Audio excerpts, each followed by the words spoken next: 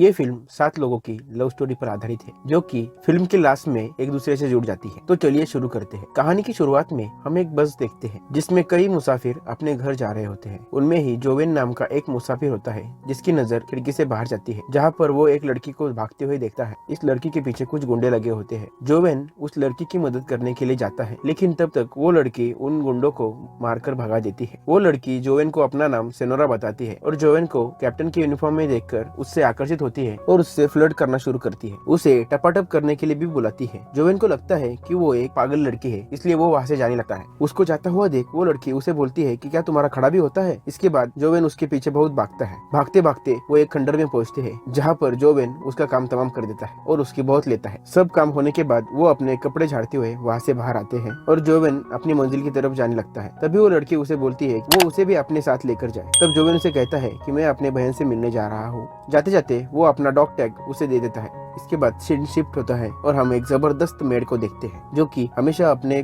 मालिक की तरफ आकर्षित रहती है और उसे छुप छुप कर देखती है। इसके बाद कोई उससे मिलने आता है तो हम देखते हैं कि जो उससे मिलने आया है। अब हमें पता चलता है कि जो की बहन ही वो मेड है, जो उसे वहाँ पर एक लिफाफा देता है और उसे कहता है कि वो ये लिफाफा अपनी माँ को दे। जो जाने ही लगता है तभी मेड आकर उसे बुला लेती है, क्योंकि वो उससे 3 साल बाद मिलने आया था, इसलिए वो चाय पीने के लिए पूछती है। दोनों पार्क में बैठकर सिगरेट पीते हैं। उसी दौरान जोवेन खुले आसमान के नीचे उसकी लेने की कोशिश करता है, लेकिन उसकी बहन साफ मना कर देती है। लेकिन जोवेन हार नहीं मानता और उससे बहुत जबरदस्ती करता है और उसके वहाँ पर उंगली कर देता है। पहले तो मेरी बहुत विरोध करती है, लेकिन कुछ देर बाद वो खुद ही उसको रिस्पॉन्स करना चालू कर देती है। काम पूरा होने के बाद मेरी को गिल्ट होने लगता है। वो जोवेन से कहती है कि अगर इस बारे में किसी को पता चला तो बहुत बुरा होगा, लेकिन जोवेन को इस चीज से कोई फर्क नहीं पड़ता और वो दूसरी बार उसको पकड़ लेता है और उसकी लेने की कोशिश करता है। इनका दूसरा राउंड भी खत्म होता है। एक दिन हम देखते हैं कि मेरी का मालिक डेविड एक लड़की का पीछा करता है। वो उस लड़की को हर जगह स्टॉक करता है, कॉफी शॉप, मार्केट, चर्च, हर जगह उसके पीछे लगा होता है। जब वो लड़की उसे भाव नहीं डालती तो थक हार कर वो घर आता है और नहाने चला जाता है। अब डेविड नहाने के बाद बाहर आता है। नहाने के तुरंत बाद डेविड को ऑरेंज जूस पीने की आदत थी, पर आज घर में कहीं भी मेरी दिखाई नहीं दे रही थी, इसलिए डेविड खुद उठकर किचन में जूस लेने जाता है। पर किचन में जाते ही वो देखता है कि वहाँ पर बहुत सारे लोग पार्टी करने के लिए आए हैं और उसकी तैयारी कर रहे हैं। दोपहर की उस पार्टी में बहुत सारे मशहूर लोग आए हुए थे। उन्हीं में से वो लड़की भी आई होती है जिसका पीछा डेविड करता है। वो लड़की अपने हस्बैंड जोसेफ के साथ आई होती है। डेविड अपने फोन से उस लड़की की फोटो खींचने की कोशिश करता है। जोसेफ को ये बड़ा अजीब लगता है। एक दिन मेरी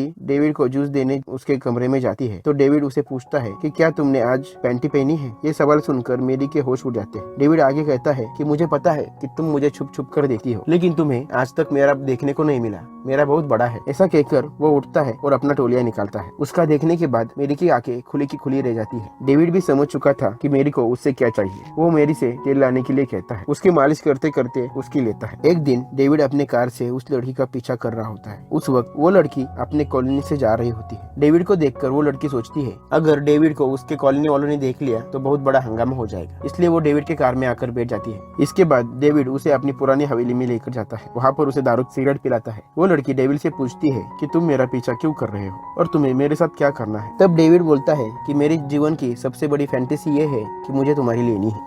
ये सुनने पर वो लड़की बहुत जोर जोर से हंसने लगती है। तभी उसके फोन की घंटी बजती है। उस लड़की को नए नंबर से किसी ने कॉल किया था। ये देखकर डेविड तुरंत उसका फोन ले लेता है और उसका जीपीएस ऑफ कर देता है और उसे बोलता है कि इस जीपीएस की मदद से तुम्हारा पति तुम्हें ढूंढ सकता है। पर अभी भी वो लड़की हंसना बंद नहीं करती। वो लड़की कहती है कि मैं तुम्हारे रोज सपने में आती होगी और तुम मेरे नाम से रोज हिलाते होगे। डेविड कहता है कि मैं जब 9 साल का था तब से तुम्हारे बारे में सोचकर हिलाता हूँ और आज मुझे यकीन नहीं हो रहा कि तुम मेरे सामने बैठे हो। इसके बाद डेविड उस लड़की से अपनी सेक्सुअल लाइफ के बारे में पूछता है। वो लड़की कहती है कि तुम क्या बोल रहे हो। इसके बाद डेविड कहता है कि झूठ मत बोलो, तुम्हारा पति बहुत बुढ़ा है, उसका खड़ा भी हो सकता है। इसके बाद वो लड़की कहती है क्या तुम्हारा खड़ा होता है। इस पर डेविड कहता है रुको मैं तुम्हें अभी दिखाता हूँ। इसके बाद डेविड उसकी जम के लेता है। ये करते करते दोनों को समय का पता ही नहीं चलता और रात हो जाती है। वो लड़की अपनी पैंटी ढूंढ रही होती है लेकिन उसे नहीं मिलती। इस पर डेविड कहता है जब मुझे वो पैंटी मिल जाएगी तो मैं उसे कोरियर से तुम्हारे पास भेज दूंगा। अब वो लड़की अपने घर जाती है, जहाँ पर उसका पति बोलता है कि तुमने अपना जीपीएस क्यों ऑफ कर दिया था। तो वो लड़की बोलती है कि मेरी मोबाइल की बैटरी डेड हो गई थी। जोसेफ को